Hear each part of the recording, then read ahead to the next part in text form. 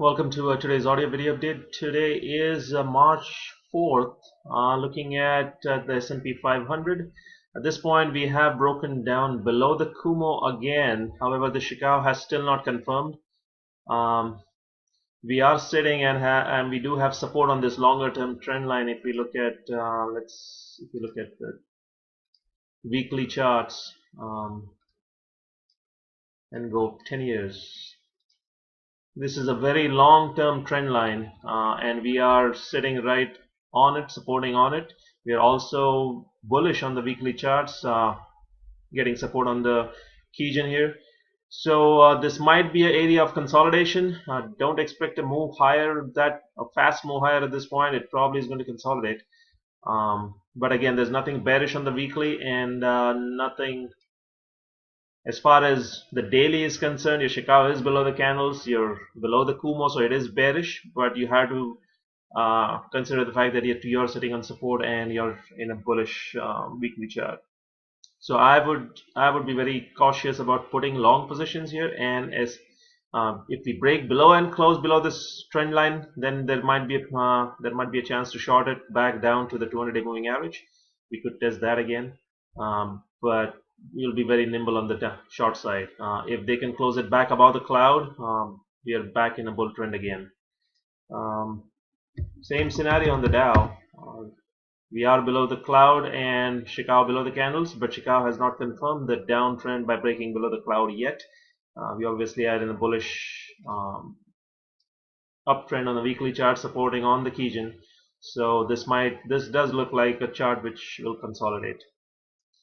If you look at gold, gold hitting the Chicago hitting the candles here, you are in a bearish or rather congestion area, supporting on the keygen weekly. So if they can break out above the 128.34, 129 level, and Chicago breaks clear here, there might be a good opportunity for running higher.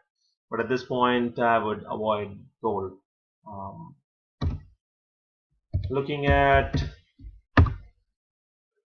oil futures here, on a weekly chart we are bullish and we are above the keygen, so anything higher than 66.66 might be a good place to buy. Looking at the 6-month chart, we are in a cloud, Chicago below the candle, so this one has to close above the 66 level for going long.